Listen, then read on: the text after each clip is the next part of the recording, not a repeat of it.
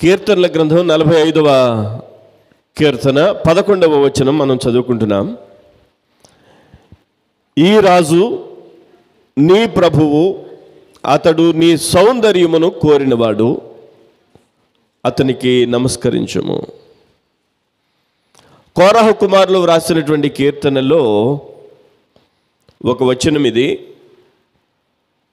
వ్రాయబడినటువంటి వచనంలో ఈ రాజు నీ ప్రభువు, అతడు నీ సౌందర్యమును కోరినవాడు. ఎవరు ఈ రాజు? మనం ఆరాధించుచున్నటువంటి ప్రభు అయిన యేసుక్రీస్తు అనబడిన రాజు. ఎవరు నీ ప్రభువు? ఎవరు నీ ప్రభువు? మన ప్రభు అయినటువంటి యేసయ్యే. యేసుక్రీస్తు అనబడినటువంటి ఈ రాజు, ఈ ప్రభువు నీ సౌందర్యమును కోరినవాడు. ఎవరి సౌందర్యాన్ని కోరుతున్నాడు? సంఘము యొక్క సౌందర్యాన్ని కోరుతున్నాడు. ఎవరి సౌందర్యాన్ని కోరుతున్నాడు? సంఘము యొక్క సౌందర్యాన్ని కోరుతున్నాడు. ఈ చదువుకున్న వచనంలో ఉన్న రాజు లేదా ప్రభువు వరునిగా ఈ లోకానికి దిగనై ఉన్నారు, ఈ లోకానికి రానై ఉన్నారు. వధువుగా సంఘం సిద్ధపరచబడుతూ ఉంది. పెండ్లి కొడుకుగా యేసుక్రీస్తు ప్రభు రానై ఉన్నారు. పెండ్లి కూతురుగా సంఘం సిద్ధపరచబడుతూ ఉంది. ఇప్పుడు అంటున్నాడు పెండ్లి కుమారుడు, ఇప్పుడు అంటున్నాడు రాజు, ఇప్పుడు అంటున్నారు ప్రభువు, నీ సౌందర్యమును కోరుచున్నాను. అంతేనండి.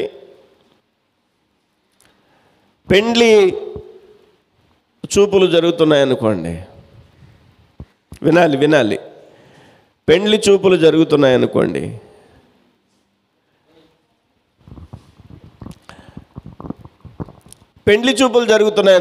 పెండ్లి చూపులలో పెండ్లి కొడుకు దగ్గరికి పెండ్లి కూతురిని ఎలా తీసుకొస్తారు? మంచి ముస్తాబు చేసి కదా, ముస్తాబు చేసి తీసుకొస్తారు.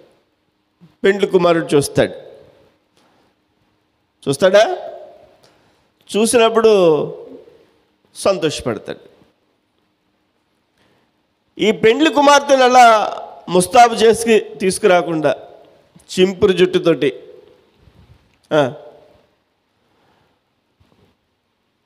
తీసుకొచ్చేసి కూర్చోబెట్టారనుకోండి, వచ్చిన పెళ్లి కొడుకు ఏం చేస్తాడు?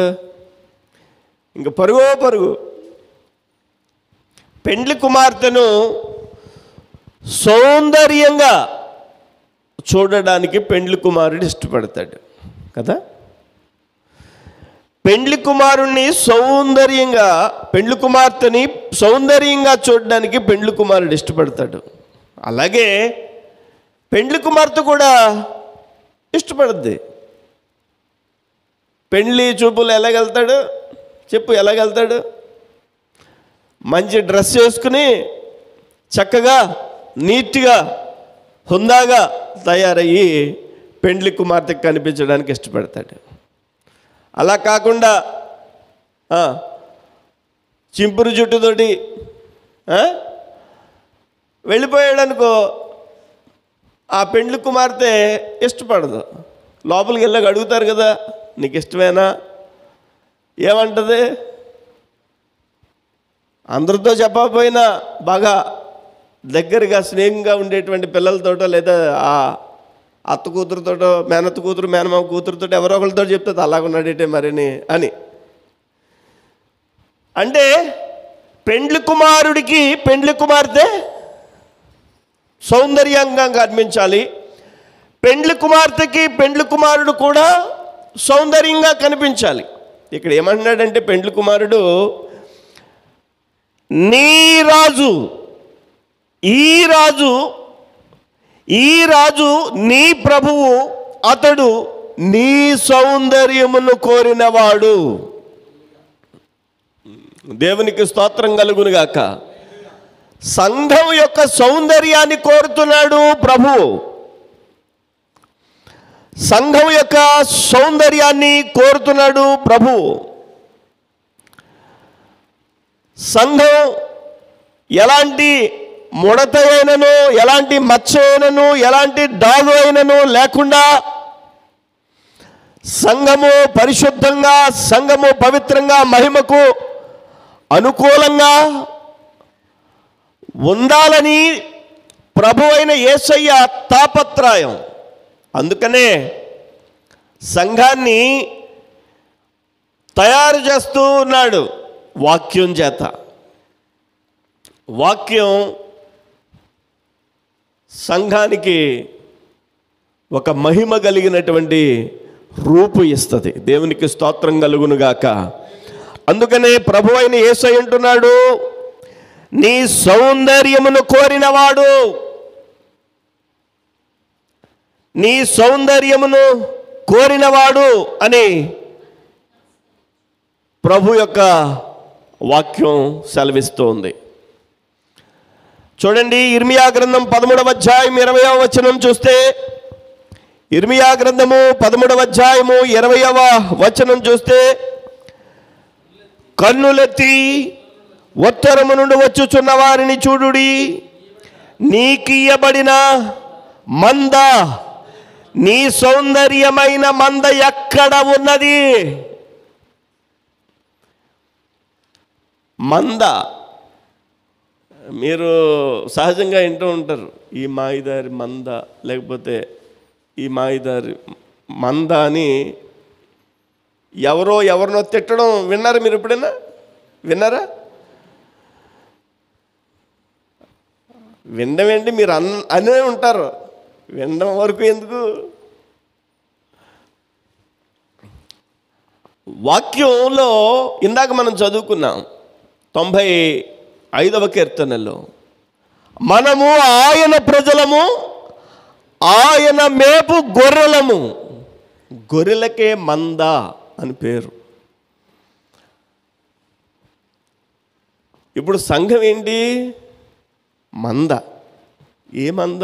ప్రజలు తిట్టుకునే ఆ మంద కాదు, మహిమ కలిగినటువంటి దేవుని యొక్క మంద. ఇక్కడ వ్రాయబడింది, నీకియ్యబడిన మంద, నీ సౌందర్యమైన మంద ఎక్కడ ఉన్నది?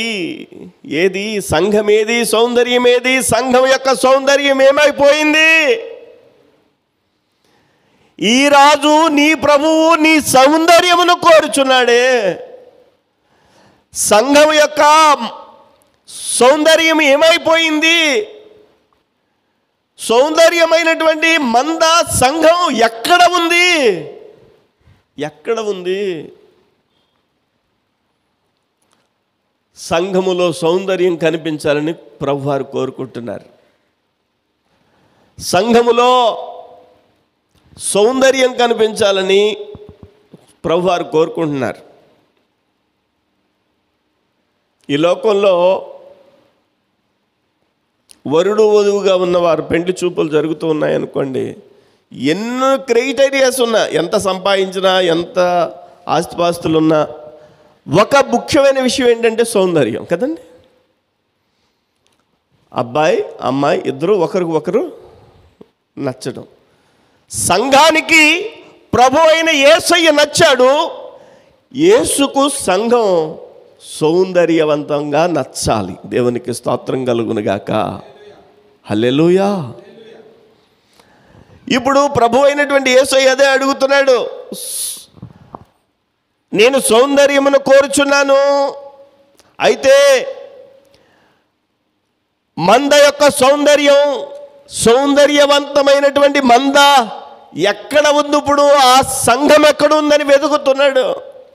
ఇజ్రాయేలీలు జీవము కలిగినటువంటి దేవుని విడిచిపెట్టి సృష్టిని పూజించినప్పుడు, సృష్టిలో ఉన్న వ్యవస్థను పూజించినప్పుడు దేవాది దేవుడు అడిగినటువంటి సందర్భం ఇది.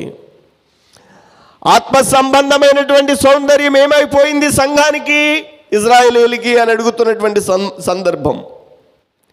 ఈరోజు ప్రపంచంలో ఉన్న ప్రజలందరూ సార్వత్రిక సంఘంగా ఏర్పాటు చేయబడుతుంటే, వరుడైనటువంటి ప్రభువారు ఆయన సౌందర్యవంతుడయ్యి సంఘాన్ని కూడా సౌందర్యవంతంగా సౌందర్యవంతంగా చూడాలని అనుకుంటున్నాడు. హల్లెలూయా. మరి సౌందర్యంగా ఉండాలి నా యొక్క అంటే పరిశుద్ధమైనటువంటి సంఘం, నా పరిశుద్ధమైనటువంటి వధువు సంఘం సౌందర్యంగా ఉండాలని యేసయ్య అనుకుంటుంటే, ఎందుకంటే వరుడే కదా వధువుని తన ప్రక్కన కూర్చోబెట్టుకోగలిగింది, వధువే కదా తన ప్రక్కన కూర్చోబెట్టుకోగలిగింది. మనము చెట్టు దగ్గర ఆ పండు తిని మహిమను కోల్పోతే మరలా ప్రభు అయిన యేసయ్య తన వధువుగా చేసుకునే కదా ప్రక్కన కూర్చోబెట్టుకుంటున్నాడు. అవునా? అలాంటి ప్రభు అయినటువంటి యేసయ్య సౌందర్యవంతమైనటువంటి సంఘాన్ని సౌందర్యంగా చూడాలనుకుంటే ఆయన ఎంత సౌందర్యవంతుడై ఉండాలి? అంతేనండి. ఆయన ఎంత సౌందర్యవంతుడో అయితే సంఘాన్ని అంత సౌందర్యవంతంగా చూడాలని అనుకుంటాడు. సౌందర్యము అని అంటే మీరు అనుకోవచ్చు శారీరక సంబంధమైనటువంటి సౌందర్యం అని. నేను ఇక్కడ మాట్లాడుతుంది ఆత్మ సంబంధమైనటువంటి సౌందర్యం. సరే, ఏ పెండ్లి కాని ఏ అబ్బాయిని మీరు పలకరించూడండి, పెండ్లి కాని ఏ అబ్బాయిని మీరు పలకరించూడండి, ఎలాంటి అమ్మాయి కావాలరా అని అడిగితే చెప్తాడు మెరుపు తీగలాగా ఉండాలి. ఇంకా చెప్పండి, 2-3 విషయాలు చెప్పండి. ఇప్పుడు మనవాడిని అడిగితే లిస్ట్ చెప్పేస్తాడు, కానీ ఇప్పుడు వాడు చెప్తే బాగోదని చెప్పడం లేదు కదండి. ఏ వరుణ్ణి అడిగినా చెప్తాడు. అలాగే ఏ వధువుని అడిగినా అమ్మా నీకు ఎలాంటి భర్త కావాలనుకుంటున్నావు అని అడిగితే, అందరు అడిగితే చెప్పదేమో కానీ కొంతమంది దగ్గర నోరు విప్పి అలాంటి అబ్బాయి అయితే బాగుంటాడు. మా బంధువుల్లోనే ఒక అమ్మాయి ఉండేది. పెళ్ళి కాని క్రితం ఆ అమ్మాయిని నీకు ఎలాంటి అబ్బాయి కావాలంటే శోభన్ బాబు లాంటి అబ్బాయి కావాలనేది. శోభన్ బాబు అంత అందగాడు కావాలనేది. స్త్రీకి పురుషుడికి సౌందర్యవంతమైనటువంటి తన జీవిత భాగస్వామి కావాలనుకోవడం తప్పేమీ కాదు, మంచిదే. ఇంకో మాట చెప్తాను, పెండ్లి కుమారుడు ఎలా ఉన్నా ఆ అద్దంలో తన ముఖం ఎలా కనిపించినా తన భార్య ఎలా ఉండాలనుకుంటాడు చెప్పండి? అందంగా సౌందర్యంగా ఉండాలనుకుంటాడు. పెండ్లి కుమార్తె కూడా ఎలా ఉన్నా అందమైనటువంటి హీరో లాంటి అబ్బాయి కావాలని అనుకోదా?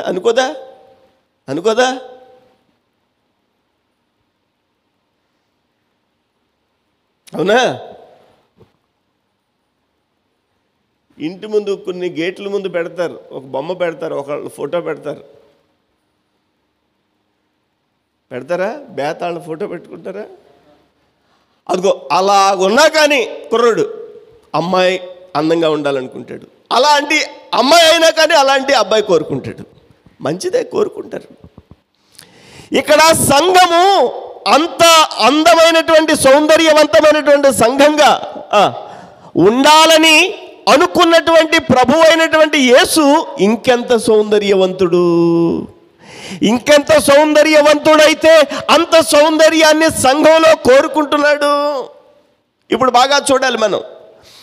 యేసుక్రీస్తు ప్రభు యొక్క సౌందర్యం అంతా పరమగీత గ్రంథంలో వ్రాయబడింది. ప్రభు అయినటువంటి యేసయ్య ఎంత సౌందర్యవంతుడో మీరు చదవాలి అని అంటే పరమగీత గ్రంథం చదవాలి. ఆయన ఎంత గంభీరంగా ఉంటాడో చదవాలంటే ప్రకటన గ్రంథం చదవాలి. ప్రకటన గ్రంథంలో యేసుక్రీస్తు ప్రభువారు ఎంత మరి మహిమ కలిగినటువంటి ఆ స్థాయిలో ఉంటాడో అర్థం కావడానికి ప్రకటన గ్రంథం చదివితే ఆయన ఎంత సుందరుడో, ఎంత అందమైన వాడో, ఎంత సౌందర్యం కలిగిన వాడో పరమగీత గ్రంథంలో మనం చదవగలుగుతాం. దేవునికి స్తోత్రం కలుగునుగాక. హల్లెలూయా. మీరు అనుకోవచ్చు, యేసు ప్రభువుని చూసారా మీరు ఎప్పుడన్నా అంటే, చూసామండి, ఫోటోలో ఉంటాడండి, ఇలా ఉంటాడు, ఇలా పెట్టుకుని ఇలా ఉంటాడండి, కొన్ని ఫోటోల్లో జుట్టు ఇలా వేసుకుని మేము చూసామండి అని అనుకోవచ్చు. ఆ ఫోటో వేసిన వాళ్ళకే యేసు ప్రభువుని చూడలేదు, ఆ ఫోటో గీసిన వాళ్ళకే యేసు ప్రభువుని చూడలేదు. యేసు ప్రభు మనకు బాగా అర్థం కావాలంటే చెప్పండి, ఎక్కడికి కనిపిస్తాడు? పరమగీత గ్రంథంలో కనిపిస్తాడు. ఆయన చెప్పండి, సౌందర్యము కలిగిన వాడు. దేవునికి స్తోత్రం కలుగునుగాక. హల్లెలూయా. మన ప్రభు అయినటువంటి యేసు, మన ప్రభు అయినటువంటి దేవుడు, మన రాజు, ఆయన సౌందర్యం కలిగిన వాడు. ఎంతో సుందరుడమ్మ తాను, నేనెంతో మురిసిపోయాను. ఎంతో సుందరుడమ్మ తాను, ఎంతో సుందరుడమ్మ తాను. ఎంతో సుందరుడైన ఆయనను చూస్తే మురిసిపోయే అంత సౌందర్యం. ఆయన మహా ఉన్నతమైనటువంటి మహిమ కలిగినటువంటి ప్రభువయ్యుండి లోకానికి శరీరధారిగా వచ్చిన ఆయన పరిశుద్ధుడైనటువంటి ప్రభువు. అయితే వాక్యంలో మనం చూసినప్పుడు సౌందర్యవంతమైనటువంటి వారు కనిపిస్తారు మనకి. సౌందర్యవంతమైనటువంటి వారు బైబిల్ గ్రంథంలో కనిపిస్తారు, కానీ ఆ సౌందర్యం వారికి ఉపయోగపడలేదు. చూడండి, సమూయేలు మొదటి గ్రంథం 9వ అధ్యాయం 2వ వచనం. సమూయేలు మొదటి గ్రంథం 9వ అధ్యాయము 2వ వచనం.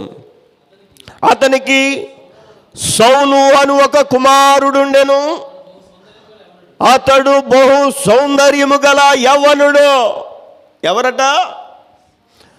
సౌలు అనేటువంటి ఒక కుర్రోడున్నాడు, యవనస్తుడున్నాడు. ఆ యవనస్తుడు బహు సౌందర్యం కలిగిన వాడు. సౌందర్యం కాదు, బహు సౌందర్యం కలిగిన వాడు. ఇజ్రాయేలీయులందరికీ రాజుగా ఉన్నటువంటి కాలంలో దేవుని మహిమార్థమై ఉండాల్సిన రీతిలో కొన్ని సమయాల్లో లేడు. అతను సౌందర్యమే, అతని యొక్క బహు సౌందర్యంగా, అతని యొక్క శారీరకంగా బహు సౌందర్యంగా ఉన్నా దేవునికి ఇష్టమైనటువంటి వాడిగా లేకపోయాడు. సౌందర్యం అంటే శారీరక సంబంధమైన సౌందర్యం కాదు. నేను ఈరోజు మాట్లాడుతున్న సౌందర్యము అని అంటే కేవలము ఆత్మ సంబంధమైన సౌందర్యమే. ఆత్మ సంబంధమైన సౌందర్యమే. ఈ సౌలు అనబడినటువంటి ఒక యవనస్తుడు సౌందర్యంగా ఉన్నాడు, బహు సౌందర్యంగా ఉన్నాడు, కానీ ఆ వ్యక్తి దేవునికి మహిమ కలిగినట్లుగా తన జీవితం లేదు. ఇంకొక సౌందర్యం కలిగిన వాడిని బైబిల్లో చూపిస్తాను, చూడండి. సమూయేలు 2వ గ్రంథము 14వ అధ్యాయము 25వ వచనం. సమూయేలు 2వ గ్రంథము 14వ అధ్యాయము 25వ వచనము. ఇజ్రాయేలీయులందరిలో అబ్షాలోమంత సౌందర్యము గలవాడు ఒకడును లేడు. అబ్షాలోం అనేటువంటి ఒక సౌందర్యం కలిగినటువంటి బిడ్డ. ఎవరు కుమారుడు? దావీదు కుమారుడు. ఇజ్రాయేలులో అబ్షాలోం అంత సౌందర్యం కలిగిన వాడు ఒకడు లేడట. అంత సౌందర్యం అంతా. అయితే ఉపయోగం ఏముంది? దేవునికి వ్యతిరేకంగా జీవించాడు. దేవునికి వ్యతిరేకంగా జీవించాడు. కన్న తండ్రి దావీదునే చంపడానికి ప్రయత్నం చేశాడు. ఇజ్రాయేలీలందరిలో అబ్షాలోం అంత సౌందర్యం గలవాడు ఒకడు లేడు. అరికాలు మొదలుకుని తల వరకు ఏ లోపము అతని యందు లేకపోయింది. కానీ అబ్షాలోము కూడా దేవునికి ఇష్టంగా జీవించలేదు. ప్రభు అయిన యేసయ్య వరుడుగా ఉన్నాడు. ఆయన మహా సౌందర్యం కలిగిన వాడు, మహిమతో కూడినవాడు. సంఘాన్ని అంటున్నాడు, నీలో నేను సౌందర్యమును కోరుచున్నాను అని అంటున్నాడు. అంతే కదా. ఇంకా అంటున్నాడు, నీ మంద, సౌందర్యవంతమైన మంద ఇప్పుడు ఎక్కడ ఉంది అని అడుగుతున్నాడు. మంద యొక్క సౌందర్యం ఏమైపోయింది అని అడుగుతున్నాడు. సంఘమున్నా, ప్రజలు కూడుకుంటున్నా, వాక్యం లేని సౌందర్యం, వాక్యం లేని సంఘం, వాక్యం లేనటువంటి ఆ యొక్క గుంపు. దేవుడు అడుగుతున్నాడు, ఆ మందగానే ఉంది, కానీ మందలో సౌందర్యం ఏది? మందలో ఆధ్యాత్మిక సౌందర్యం కనిపించాలి కదా అని దేవాది దేవుడు అంటున్నాడు. ఇదిగో సౌలు సౌందర్యవంతుడే, కానీ దేవునికి ఆత్మ సంబంధమైనటువంటి సౌందర్యం కలిగిన వాడిగా లేడు. అబ్షాలోము సౌందర్యవంతుడే, కానీ దేవునికి ఆత్మ సంబంధమైనటువంటి సౌందర్యం కలిగిన వాడిగా లేడు. అలాంటి సౌందర్యము కలిగినటువంటి సంఘముగా దేవుడు సార్వత్రిక సంఘాన్ని కోరుకుంటున్నాడు. అయితే దేవుని యొక్క వాక్యాన్ని మనం పరిశీలన చేస్తే అనేకమైనటువంటి విషయాలు మనకు కనిపిస్తాయి. అపోస్తలుడైనటువంటి పౌలు కొలస్సీయులకు రాసినటువంటి మొదటి పత్రిక, అపోస్తలుడైన పౌలు కొలస్సీయులకు రాసినటువంటి మొదటి పత్రిక 1వ అధ్యాయము 8వ వచనం. అపోస్తలుడైన పౌలు కొలస్సీయులకు రాసిన మొదటి పత్రిక 1వ అధ్యాయము 8వ వచనం, 7వ వచనం చదువుదాం. ఎపఫ్రా అను మా ప్రియుడైన తోడి దాసుని వలన మీరు సంగతులను నేర్చుకుంటురి.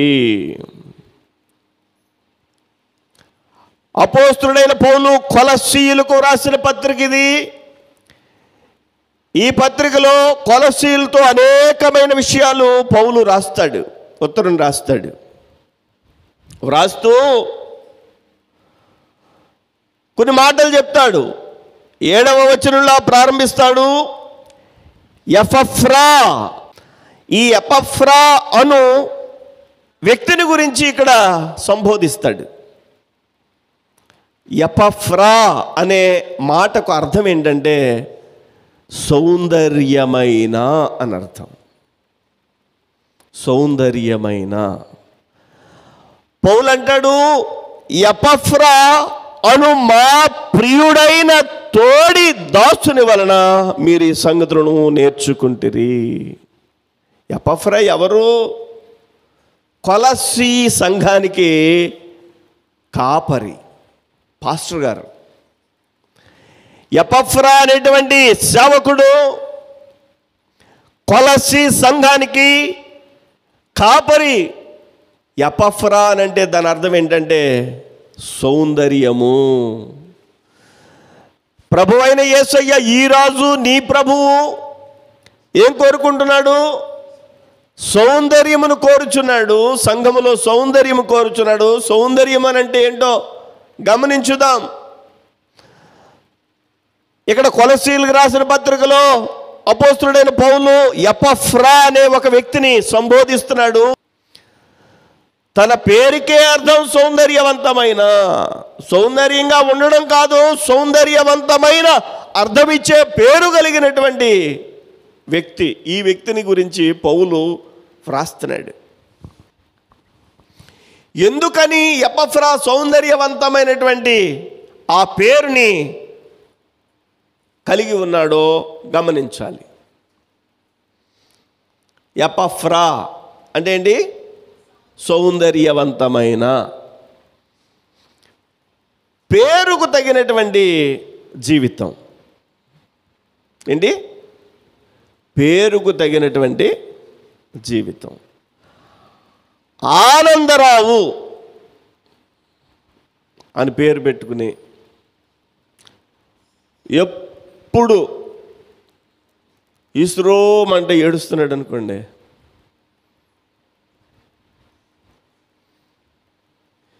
ఎప్పుడు ఏడుస్తున్నాడు అనుకోండి, ఆ పేరుకి అర్థం ఉంటుందా? పేరేంటి? ఆనందరావు. ఎలా ఉండాలని ఆ తల్లి తండ్రి ఊహించి పెట్టుంటారు? ఆనందంగా ఉండాలని కదా. కానీ ఆ వ్యక్తి జీవితంలో ఆనందమే కొరువైపోతే ఆ పేరుకి ఇంకా అర్థమేముంది? ఆరోగ్యం పేరు విన్నారా? పేరు విన్నారా? ఆరోగ్యం అనే ఆయనకి అనారోగ్యం వచ్చిందనుకోండి,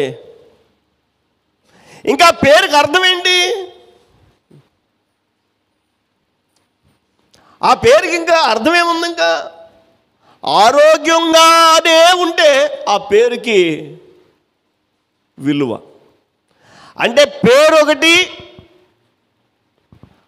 బ్రతుకొకటి కాకుండా ఆ వ్యక్తి కలిగినటువంటి పేరు ఎపఫ్రా. ఎపఫ్రా అంటే సౌందర్యవంతమైన. సౌందర్యవంతమైన అనే పేరు కలిగినటువంటి పాస్టర్ గారు, సేవకుడు ఎపఫ్రా కొలస్సీ సంఘానికి కాపరి. ఇప్పుడు కొలస్సీ సంఘం కానీ, కొలస్సీ సంఘము యొక్క కాపరి కానీ సౌందర్యంగా ఉండడానికి ఎపఫ్రా ప్రయత్నం చేస్తున్నాడు, తాపత్రయపడుతున్నాడు. సౌందర్యంగా ఉండడం అంటే ఈ శారీరక సంబంధమైన సౌందర్యం గురించి నేను మాట్లాడడం లేదు, ఆత్మ సంబంధమైన సౌందర్యం గురించి. ఎలాగుంటే మనము సంఘముగా దేవునికి సౌందర్యంగా కనిపిస్తాం. ఎపఫ్రాను మా ప్రియుడైన తోడి దాసుని వలన మీరు ఈ సంగతులను నేర్చుకుంటారు. పౌలు యొక్క తోటి దాసుడు ఎవరు? ఎపఫ్రా. ఎపఫ్రా అనేటువంటి ఈ వ్యక్తి, సౌందర్యంగా ఉన్నటువంటి వ్యక్తి, ఆ పేరు కలిగినటువంటి వ్యక్తి ప్రప్రథమంగా దేవునికి దాసుడు. దేవునికి స్తోత్రం కలుగునుగాక. అందుకనే నీ దాసుడు ఆలకించుచున్నాడు ప్రభువా సెలవియ్యే, నీ దాసురాలు ఆలకించుచున్నది ప్రభువా సెలవియ్యే అని ప్రార్థన చేయాలి. మనమందరము ఎవరికి దాసోహంగా ఉండాలి చెప్పండి?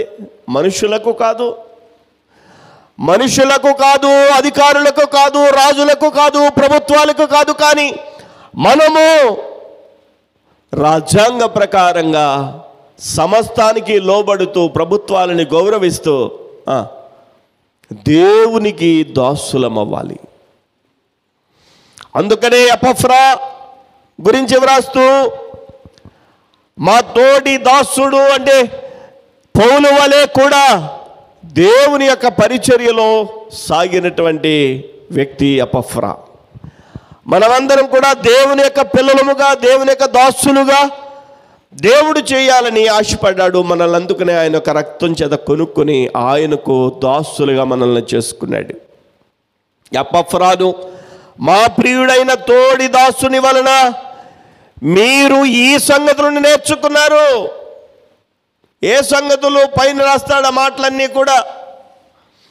చూడండి 3వ వచనం నుంచి, పరలోకమందు మీ కొరకు ఉంచబడిన నిరీక్షణను బట్టి క్రీస్తు యేసునందు మీకు కలిగిన విశ్వాసమును గూర్చియు, పరిశుద్ధులందరి మీద మీకున్న ప్రేమను గూర్చియు మేము విని ఎల్లప్పుడూ మీ నిమిత్తము ప్రార్థన చేయుచు మన ప్రభువగు యేసుక్రీస్తు యొక్క తండ్రి అయిన దేవునికి కృతజ్ఞతాస్తుతులు చెల్లించుచున్నాము.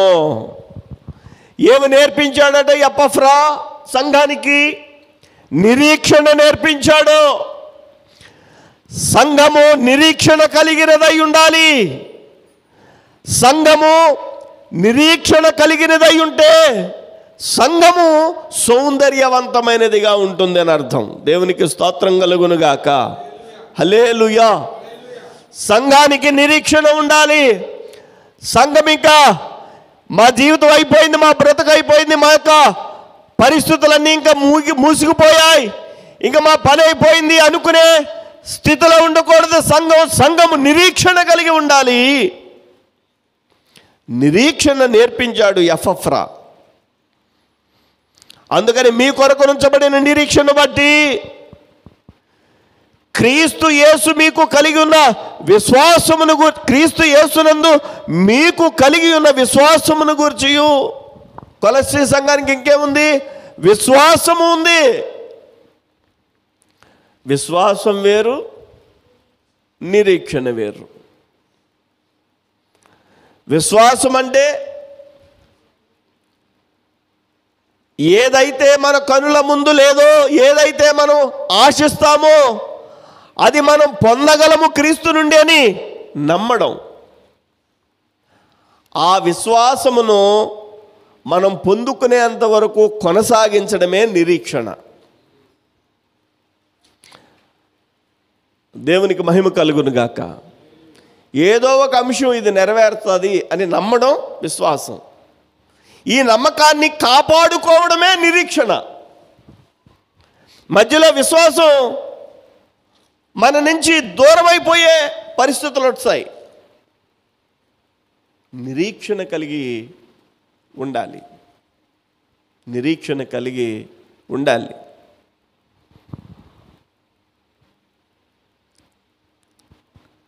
అబ్రహాముతో సారాతో దేవుడు మాట్లాడినప్పుడు దేవుడు అబ్రహాము సారాల్ని జ్ఞాపకం చేసుకుని ఆశీర్వదించాడు. వారిలో ఒక నిరీక్షణ పెట్టాడు. నిరీక్షణ ద్వారా ఆశీర్వదించబడ్డారు.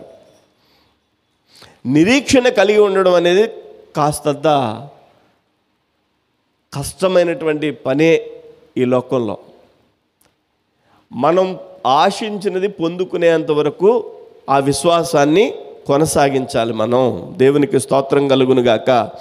ఇప్పుడు ఎపఫ్రా అనేటువంటి ఆయన ఏమి నేర్పించాడట? సంఘానికి నిరీక్షణ కలిగి ఉండడం నేర్పించాడు. అంటే ఎపఫ్రా నేర్పించాడంటే ఎపఫ్రాకు ఉన్నదన్నమాటే కదా నిరీక్షణ. నిరీక్షణ కలిగి ఉన్నవాడు ఎపఫ్రా, విశ్వాసం కలిగి ఉన్నవాడు ఎపఫ్రా. అంతేకాదు పరిశుద్ధులందరి మీద మీకున్న ప్రేమను గూర్చియు మేము విని ఎల్లప్పుడూ మీ నిమిత్తము ప్రార్థన చేయొచ్చు. మన ప్రభువగు యేసు క్రీస్తు యొక్క తండ్రి అయిన దేవునికి కృతజ్ఞతాస్తుతులు చెల్లించుచున్నాము. పరిశుద్ధులందరి మీద మీకున్న ప్రేమ. పౌలు తాను హంతకుడు, తాను దోషకుడు,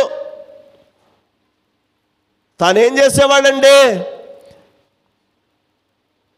విశ్వాసులను జుట్టు పట్టుకుని లాక్కెళ్ళి బయటికి తీసుకెళ్ళి వాళ్ళని చంపేసేవాడు సంఘంలోంచి సౌలుగా ఉన్నప్పుడు.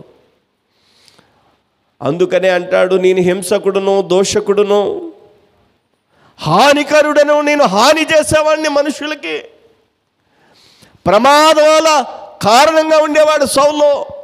అలాంటి సౌలు కన్నుల నుండి పొరల వంటివి రాలిపోయితే, సౌలా సౌలా నన్నేలా హింసించుచున్నావని ప్రభువే మాట్లాడితే మారు మనసు పొందాడు సౌలు, పౌలుగా మార్చబడ్డాడు.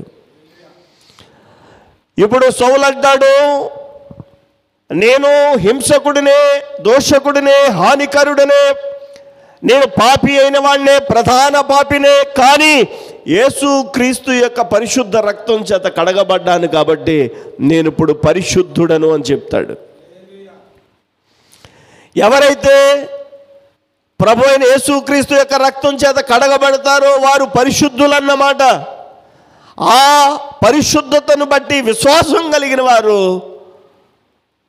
సంఘముగా కూడుకున్నవారు, యేసు రక్తము చేత కడగబడిన వారు. ఎపఫ్రా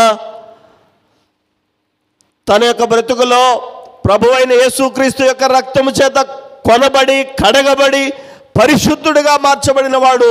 ఆ కొలస్సీ సంఘానికి యేసు రక్తములో ఉండే పరిశుద్ధతను గూర్చి నేర్పించిన వాడు.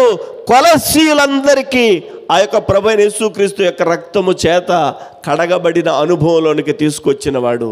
మారు మనసు, రక్షణ, బాప్తిస్మపు అనుభవాలలోనికి నడిపించిన వాడు ఎపఫ్రా. అందుకనే పరిశుద్ధులందరి మీద ఈ సంఘానికి ప్రేమ కలిగి ఉన్నారు. అంటే క్రీస్తుని బట్టి పరిశుద్ధులయ్యారన్నమాట. ఏమేం విషయాలు చెప్తున్నాను? ఎపఫ్రా అనే మాటకు సౌందర్యవంతుడైన అని చెప్పాను. ఈ రాజు నీ ప్రభువు నీ సౌందర్యమును కోరుచున్నాడు అని ప్రారంభించి, సౌందర్యము కలిగిన మంద ఎక్కడున్నారు, మంద యొక్క సౌందర్యం ఏమైపోయింది అని ఇర్మియా గ్రంథంలో ప్రశ్నించిన దేవుడు, సౌలు సౌందర్యంగా ఉన్నా దేవునికి మహిమ లేదు, అబ్షాలోము సౌందర్యంగా ఉన్నా దేవునికి మహిమ లేదు, శారీరక సౌందర్యం కాదు, ఆత్మ సంబంధమైన సౌందర్యము కోరుకుంటున్నాడని ఎపఫ్రా దగ్గరకు వచ్చి, ఎపఫ్రా సౌందర్యవంతుడైన వాడు, పేరుకు తగినట్టుగా తన ఆత్మీయ జీవితం కూడా సౌందర్యంగా ఉంది. ఎలా సౌందర్యంగా ఉందంటే, ఒకటి, ఎపఫ్రా దేవుని దాసుడు, దేవునికి లోబడిన వాడు. రెండు, ఎపఫ్రా తన సంఘానికి నిరీక్షణ నేర్పించాడు, నిరీక్షణ కలిగి ఉన్నవాడు. మూడు, ఎపఫ్రా సంఘానికి విశ్వాసం నేర్పించాడు, ఎపఫ్రా విశ్వాసం కలిగి ఉన్నవాడు. ఇంకా సంఘానికి పరిశుద్ధత ఎవరి వల్ల వస్తుందో నేర్పించాడు. ఆ పరిశుద్ధత క్రీస్తు యేసు యొక్క రక్తం ద్వారా వస్తుందని ఎపఫ్రా నమ్మాడు, అలా నడిచాడు, సంఘానికి నేర్పించాడు. ఇంకా ఎపఫ్రా ప్రేమ కలిగిన వాడు. దేవునికి స్తోత్రం కలుగును గాక. హల్లెలూయా. ప్రేమ కలిగిన వాడు. ప్రేమ అధ్యాయం అని ఒక అధ్యాయం ఉంది బైబిల్లో. ఏమధ్యాయం? చెప్పాలి మీరు చెప్పడం లేదు, చెప్పాలి. ఏమధ్యాయం? ప్రేమ అధ్యాయం చూస్తారా? కొరింథీయులకు రాసినటువంటి మొదటి పత్రిక 13వ అధ్యాయం. నువ్వు ప్రేమ గురించి తెలుసుకోవాలంటే 13వ అధ్యాయం కనుక చదివితే, కొరింథీయులకు రాసినటువంటి మొదటి పత్రిక, కొరింథీయులకు రాసిన మొదటి పత్రిక 13వ అధ్యాయంలో మీరు పెన్ను తీసుకుని ప్రేమ అధ్యాయము అని హెడ్డింగ్ పెట్టుకోండి. 13వ అధ్యాయం అనమాట. ఆ 13వ అధ్యాయంలో 13 వచనాలు ఉంటాయి. 13వ అధ్యాయానికి 13 వచనాలు ఉంటాయి. ఈ 13 వచనాలు కనుక నిజమైన ప్రేమికులు ఈ లోకంలో ఎవరైనా ఉన్నారంటే 13 వచనాలు కంఠస్థ వచ్చేయాలంతే.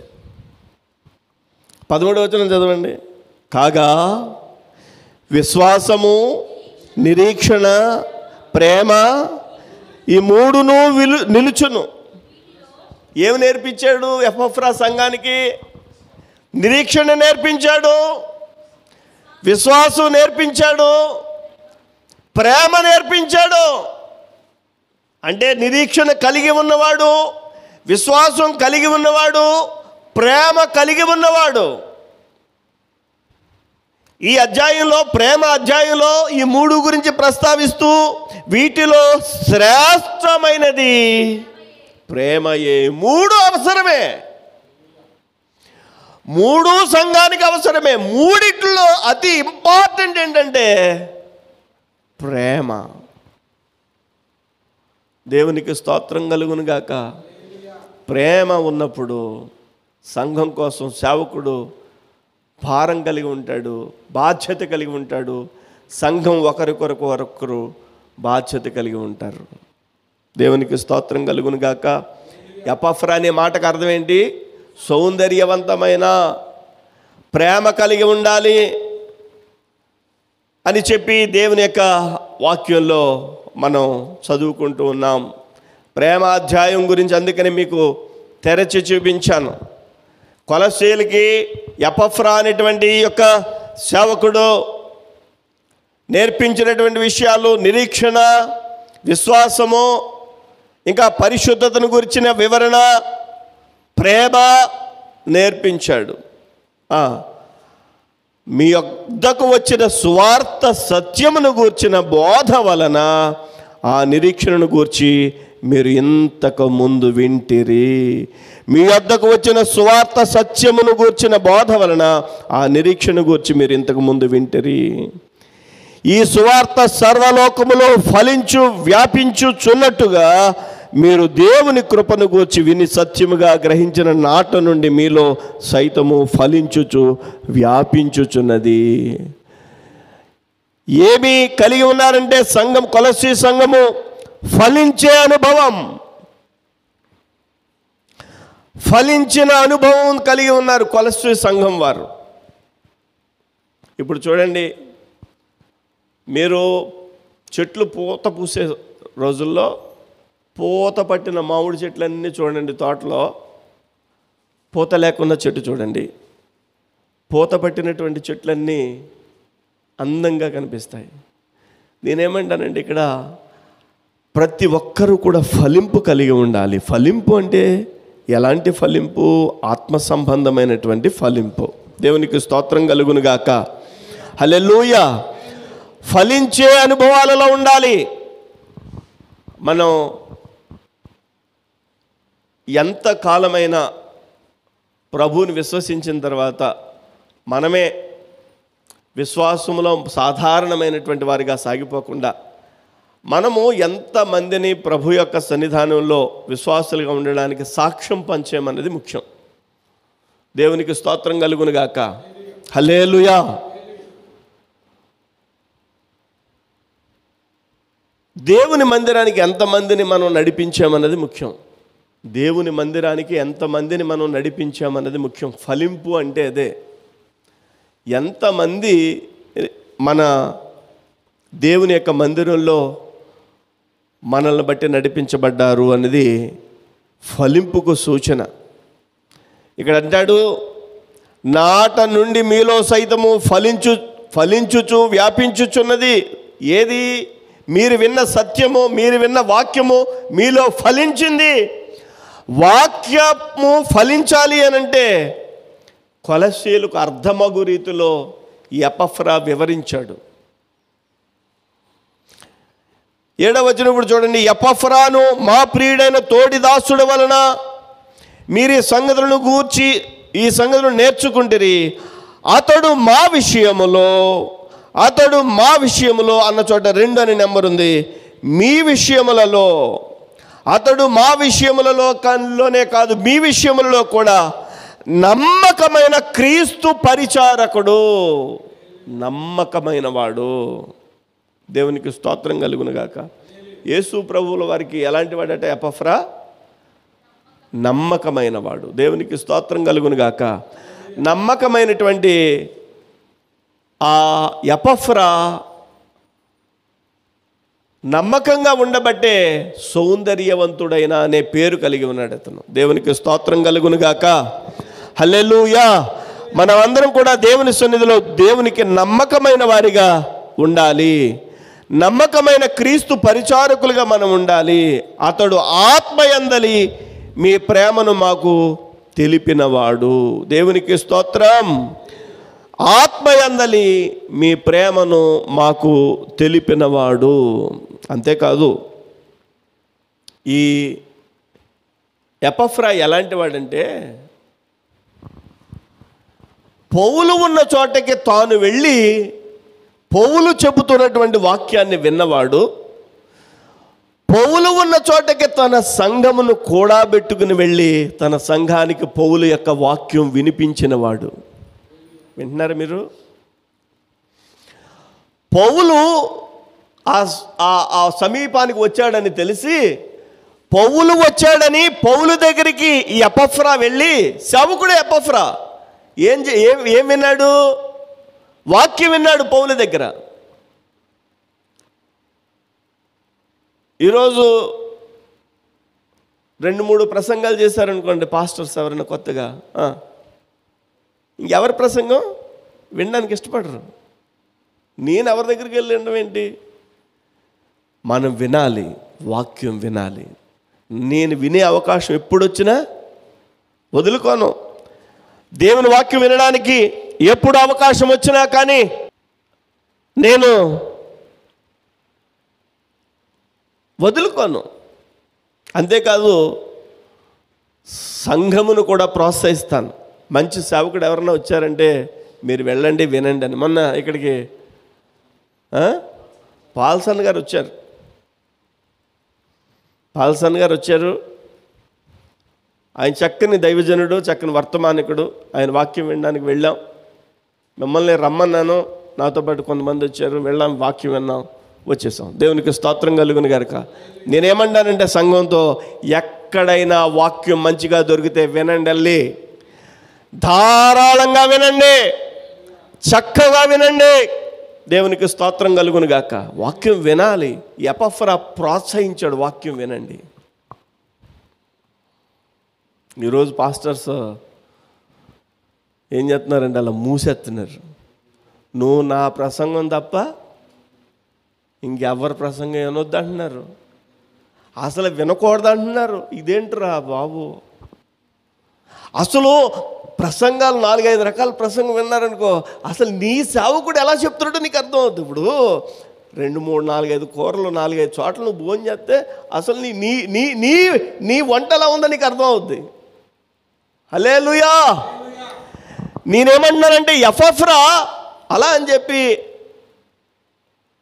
అసలు వాక్యం చెప్పలేని వాళ్ళ అందరి దగ్గరికి వెళ్ళి కూర్చోవద్దు. వాళ్ళల్లో ఉండేటువంటి ఆ బలహీన ఆత్మలు వస్తాయి, మన దగ్గరికి వస్తాయి. వాక్యం ఈ పుల్ఫిట్ దగ్గర నుంచి ఆ వాక్యం బలమైనటువంటి వాక్యం చెప్తాడు అని మీకు అనిపిస్తే తప్పకుండా వెళ్ళి వాక్యం వినండి. వాక్యం అనుభవం లేనటువంటి ఒక వ్యక్తి చెప్తుంటే ఆ వాక్యం రాకపోగా బలహీనమైనటువంటి ఆత్మ వస్తుంది. ఈరోజు దేవుని యొక్క సన్నిధానంలో, దేవుని యొక్క మందిరంలో ఎపఫ్రా అనేటువంటి వ్యక్తి ఏం చేస్తున్నాడు? క్రీస్తు పరిచారకుడిగా, నమ్మకమైన క్రీస్తు పరిచారకుడిగా ఉన్నాడు.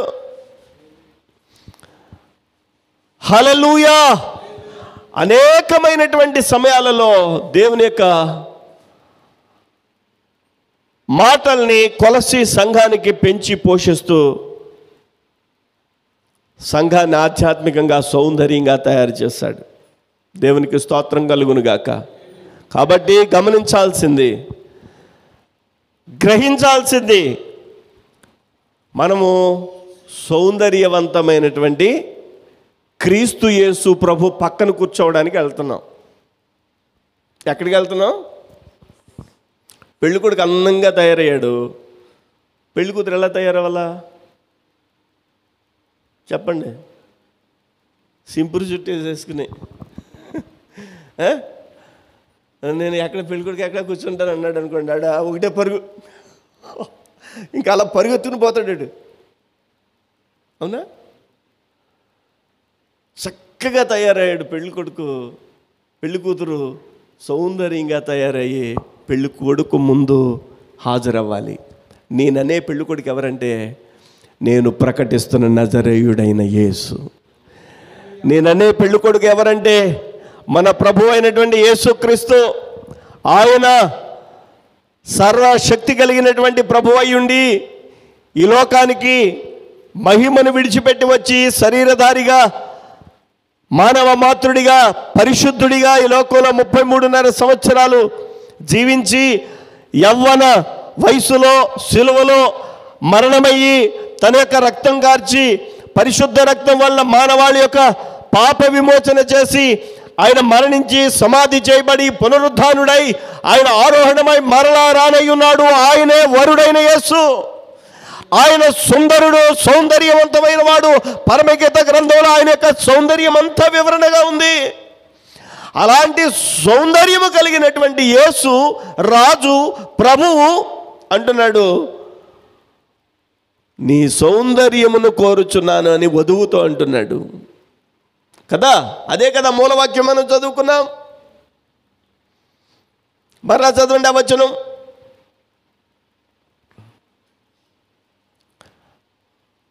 మరలా చదవండి. కీర్తనల గ్రంథము 45వ అధ్యాయం 11వ వచనం మూలవాక్యం. మరలా ఒకసారి చదవండి. కీర్తనల గ్రంథం 45వ అధ్యాయం 11వ వచనం. ఈ రాజు నీ ప్రభువు, అతడు నీ సౌందర్యమును కోరినవాడు, అతనికి నమస్కరించుము. ఈ రాజు నీ ప్రభువు, అతడు నీ సౌందర్యమును కోరినవాడు, అతనికి నమస్కరించము. మనం ఎవరికి నమస్కారం చేయాలంటే సౌందర్యవంతుడైన యేసుక్రీస్తు ప్రభువారికి. ఎలా నమస్కారం చేయాలంటే సౌందర్యము కలిగి నమస్కారం చేయాలి.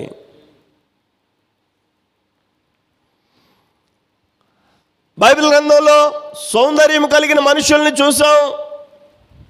సౌలు చాలా సౌందర్యం కలిగిన వాడు, కానీ దేవునికి మహిమకరంగా జీవించలేదు.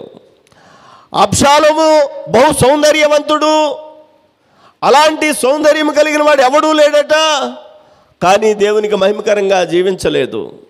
కానీ ఎపఫ్రా అనేటువంటి ఒక భక్తుడు ఉన్నాడు. ఆ భక్తుని యొక్క పేరు ఎపఫ్రా. ఆ పేరుకి అర్థం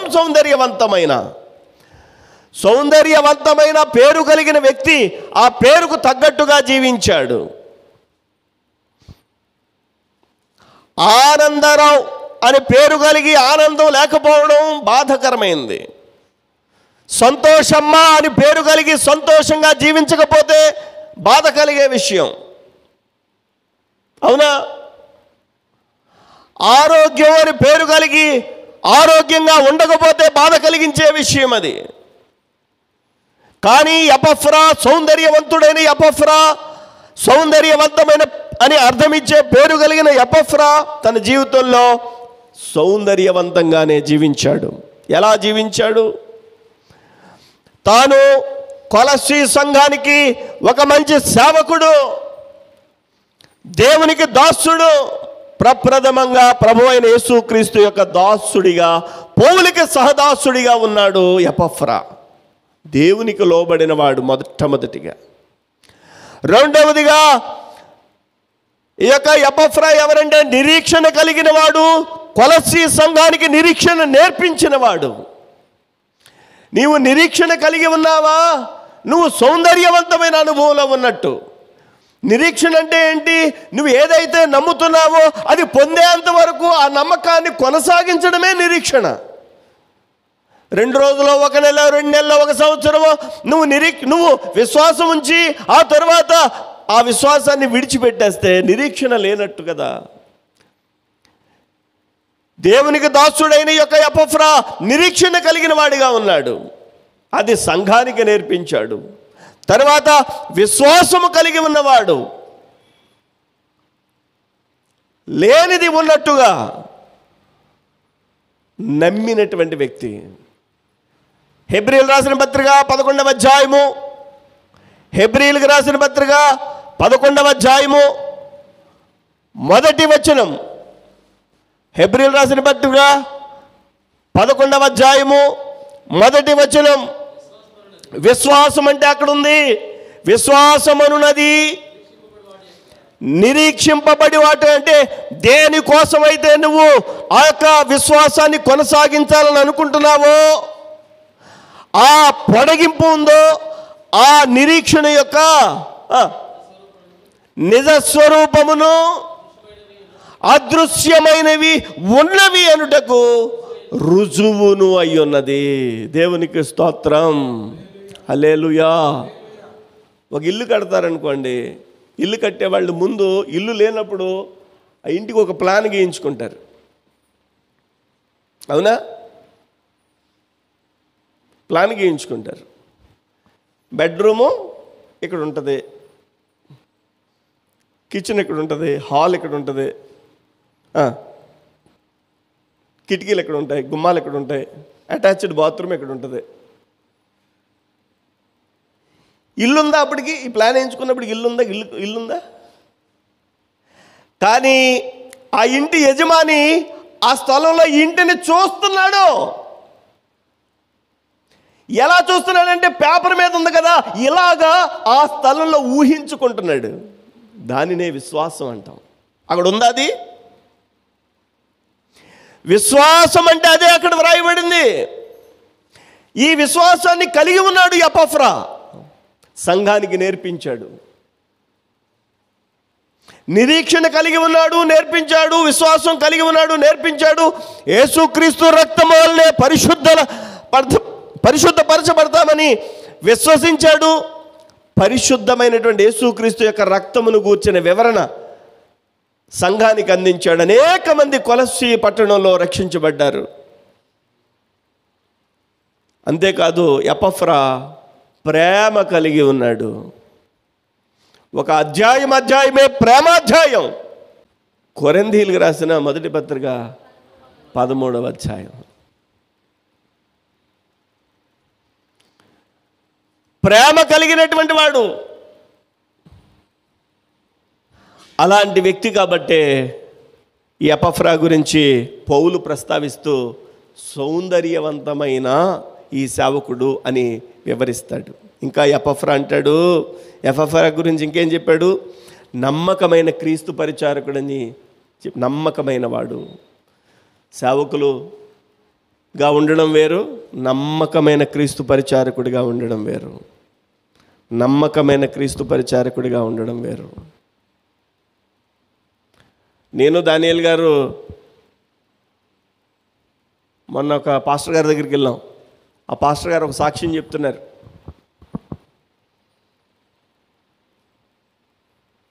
పాస్టర్ గారు ఒక సాక్ష్యం చెప్పారు.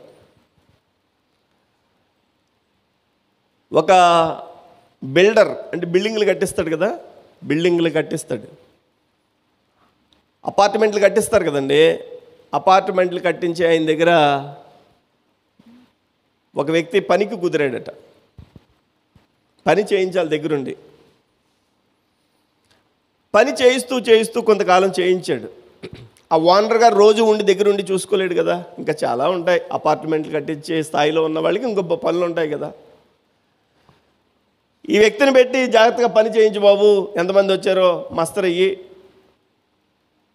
ఎన్ని సిమెంట్ బస్తాలు వచ్చినాయి, ఐరన్ ఎంత వచ్చింది రాసుకో, ఈ బాధ్యత అప్పచెప్పారు.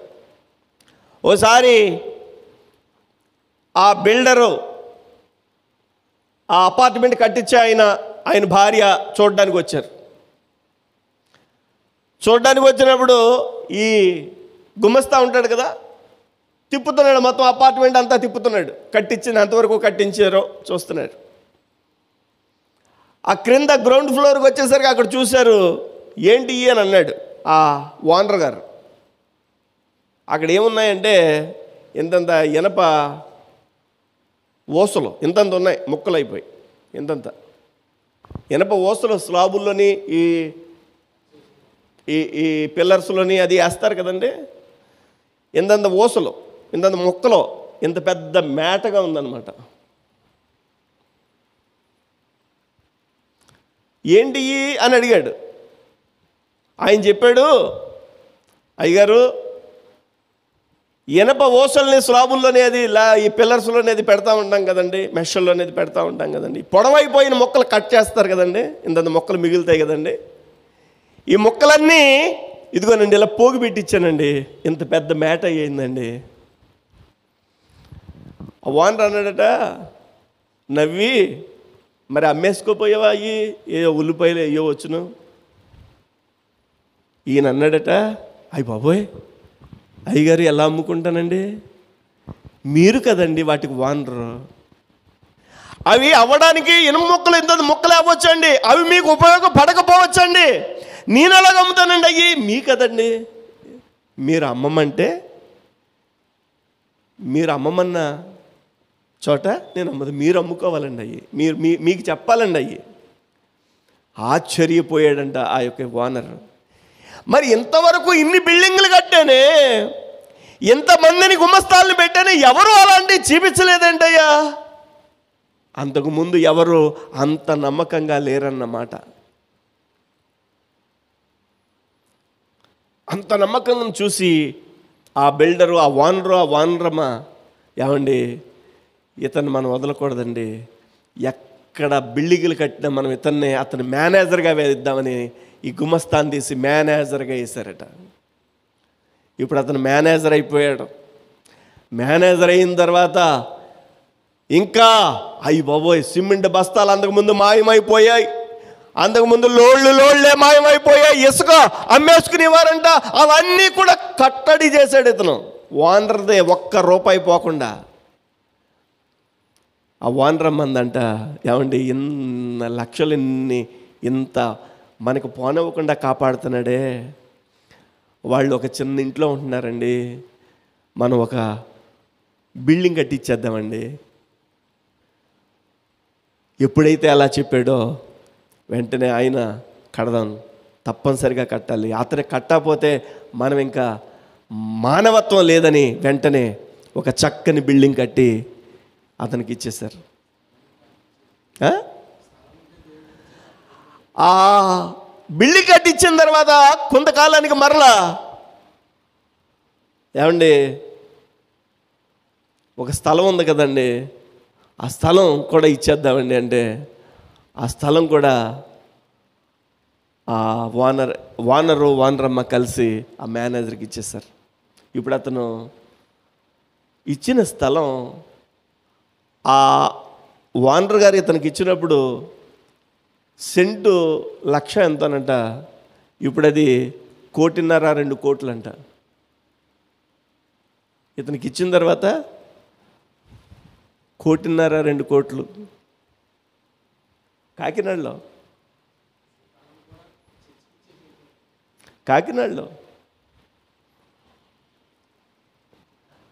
వాళ్ళు ఏం చేశారో తెలుసా? ఆ పిల్లలు ఒక స్థలం దేవుని మందిరానికి ఇచ్చేశారు. ఆయన ఆ నమ్మకంగా ఉండి నా మేనేజర్గా ఉన్న ఆయన చనిపోయాడు, ఆయన పిల్లలు దేవుని మందిరానికి ఇచ్చారు పెద్ద స్థలం. మేము వెళ్ళిన పాస్టర్ గారు వాళ్ళ దగ్గరికి వెళ్ళి, వాళ్ళ నాన్నగారు చనిపోయారు కదా, ఆ పిల్లల దగ్గరికి వెళ్ళి, ఏమండి మీరు స్థలం ఇచ్చారు కదండి, ఆ మందిరం అక్కడ మందిరం ఆరాధన జరుగుతుంది కదండి, మీరు వచ్చి అక్కడ ఆరాధనలో క్రిస్మస్కి రండి అని అడిగితే ఆ పిల్లలు అన్నారట, ఏమండి మీరు మమ్మల్ని పిలవడానికి వచ్చి ఇప్పటికి 10 సార్లు మీ స్థలం మీ నాన్నగారు ఇచ్చారు అని అన్నారు. ఇంకొకసారి అనకండి, అది మా స్థలం ఎలా అవుద్దండి, దేవునికి ఇచ్చేసామండి. అది ఒకవేళ మేము అక్కడికి రావాలి అని అంటే అక్కడ మీరు వేళ స్థలం అని చెప్తే మేము అక్కడ మేము ఉండం, అది మా స్థలమే, మాది ఎందుకు అవుద్దండి ఇంకది.